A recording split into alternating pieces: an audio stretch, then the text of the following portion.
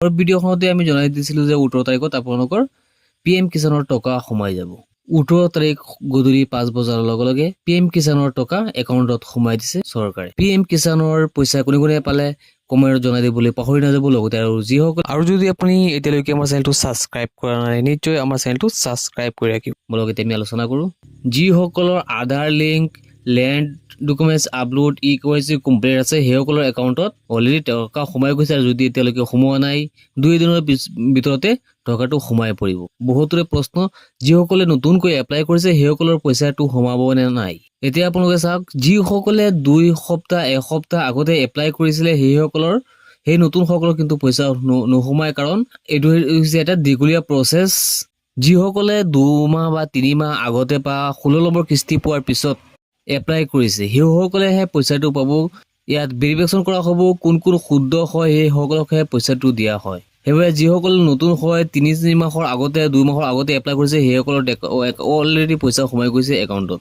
যিহেতু চৰকাৰে PM কিষাণৰ ধৰণটো মুকলি কৰি দিলে, এতিয়া যিসকলৰ একাউণ্টত আজিৰ তাৰিখত সোমোৱা নাই সেই পইচাখিনি কালি নহ'লে পৰহি সোমাই যাব। আৰু বহুতে মোবাইলত পইচা সোমোৱা মেছেজটো আহি গ'ল, আৰু যিসকলৰ মেছেজটো সদায় সেইসকলে চেক কৰিব পাৰিব আপুনি কেনেকৈ পইচাটো সোমাইছে নাই কেনেকৈ চেক কৰিব। তাৰ বাবে আপুনি ক্ৰোম ব্ৰাউজাৰত যাব, তাত গৈ আপোনালোকে লিখিব PM কিষাণ বেনিফিচিয়াৰী লিখি আপোনালোকে চাৰ্চ কৰি দিব।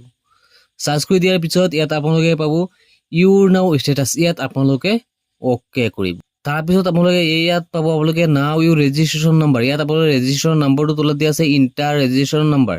ইয়াত আপোনালোকে এই ৰেজিষ্ট্ৰেশ্যন নাম্বাৰটো আপোনালোকে ইয়াত বহুৱাই দিব। তাৰপিছত আপোনালোকে কেপচা কোড এটা পাব, ইয়াত কেপচা কোডটো যেনেকৈ আছে ঠিক তেনেকৈ আপোনালোকে ইয়াত বহুৱাই গেট OTP অপশ্যনত অ'কে কৰিলে আপোনাৰ মোবাইলটোত এটা OTP আহিব। এই OTPটো বহুৱাৰ পিছতে আপোনালোকে পইচাটো সোমাইছে কোন কেইটা কিস্তিয়ে সোমাইছে গোটেইখিনি ডিটেইলছ আপোনালোকে ইয়াত চাব পাৰিব। আৰু যদি আপোনাৰ হাতত PM কিষাণৰ ৰেজিষ্ট্ৰেশ্যন নাম্বাৰটো নাথাকে তাৰ বাবে আপুনি কি কৰিব, ওপৰত নাও ইউৰ ৰেজিষ্ট্ৰেশ্যন নাম্বাৰ এই অপশ্যনটোত আপোনালোকে অ'কে কৰিব। তাৰপিছত আপোনাৰ হাতত 2টা অপশ্যন আহিব, এটা আহিব মোবাইল নাম্বাৰ আৰু এটা আছে আধাৰ নাম্বাৰ। ইয়াৰ পৰা যিকোনো এটা নাম্বাৰৰ সহায়ত আপুনি ৰেজিষ্ট্ৰেশ্যন নাম্বাৰটো উলিয়াব পাৰিব।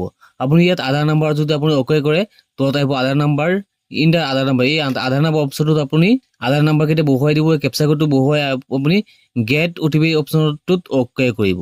তাৰপিছত আপোনাৰ মোবাইলত এটা OTP আহিব, এই OTPটো বহুৱাই দিয়াৰ পিছত আপোনাৰ PM কিষাণৰ ৰেজিষ্ট্ৰেশ্যন নাম্বাৰটো ওলাই পৰিব। ইয়াৰ পৰা আপুনি ৰেজিষ্ট্ৰেশ্যন নাম্বাৰটো উলিয়াই লৈ আপুনি চেক কৰিব পাৰিব আপোনাৰ টকাটো সোমাইছে নে নাই। আজিৰ ভিডিঅ'টো এইখিনি আছিলে, লগ হ'ব নেক্সট ভিডিঅ'ত।